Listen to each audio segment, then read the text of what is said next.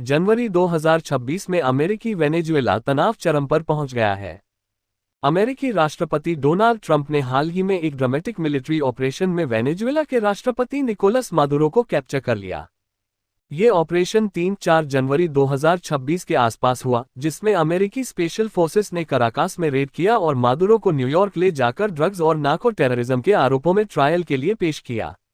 Trump ने इसे law enforcement operation बताया और कहा कि अमेरिका वेनेजुएला को रन करेगा, यानी अस्थायी रूप से कंट्रोल करेगा, खासकर उसके तेल संसाधनों को। ट्रंप का दावा है कि यह अमेरिकी हितों की रक्षा के लिए जरूरी है और वेनेजुएला में ट्रांजिशन तक अमेरिका रहेगा। लेकिन इस एक्शन ने अमेरिकी संसद कांग्रेस में हंगामा मचा दिया।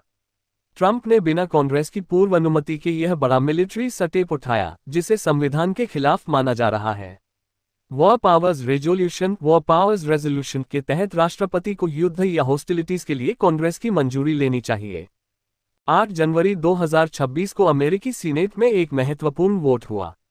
डेमोक्रेटिक सेनेटर टिम केन और कुछ रिपब्लिकन सेनेटर्स जैसे रैंड पॉल, लिसा मर्कोवस्की, सुसान कोलिंस, टॉड यंग और जोश हॉलेक ने मिलकर एक वॉर पावर्स रेजोल्यूशन को आगे बढ़ाया। ये रेजोल्यूशन ट्रंप को वेनेजुएला के खिलाफ आगे किसी भी मिलिट्री एक्शन, हमले, ग्राउंड ट्रूप्स या हॉस्टिलिटीज से रोकता है, जब तक कांग्रेस की स्पष्ट अनुमति न हो।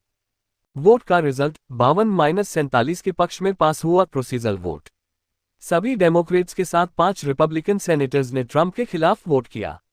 ये ट्रंप के लिए बड़ा राजनीतिक झटका है, क्योंकि उनकी अपनी पार्टी में से कुछ लोगों ने बगावत की।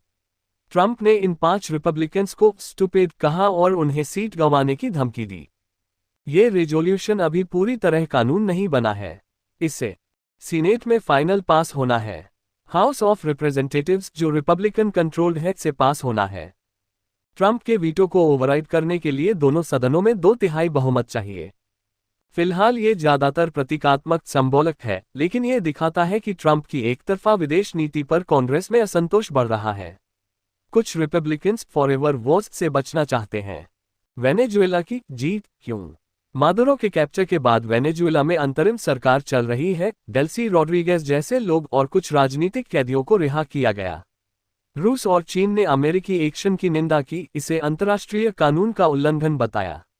वेनेजुएला के समर्थक इसे ट्रंप की सैन्य महत्वाकांक्षा पर अंकुश के रूप में देख रहे हैं। लेकिन ट्रंप का कहना है कि अमेरिका वेनेजुएला के तेल पर कंट्रोल रखेगा और सालों तक वहां रहेगा। रूस का एंगल। रूस ने इस पूरे मामले में वेनेजुएला का साथ दिया है। मादुरो रूस के करीबी थे और रूस ने अमेरिकी रेड को अंतर्राष्ट्रीय कानून का उल्लंघन कहा। ये यूएस रशिया टेंशन्स को और बढ़ा रहा है। ये घटनाक्रम दिखाता है कि ट्रंप की आक्रामक विदेश नीति घरेलू स्तर पर चुनौती का सामना कर रही है।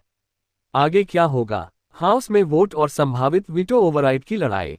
वेनेजुएला संकट अभी खत्म नहीं हुआ है।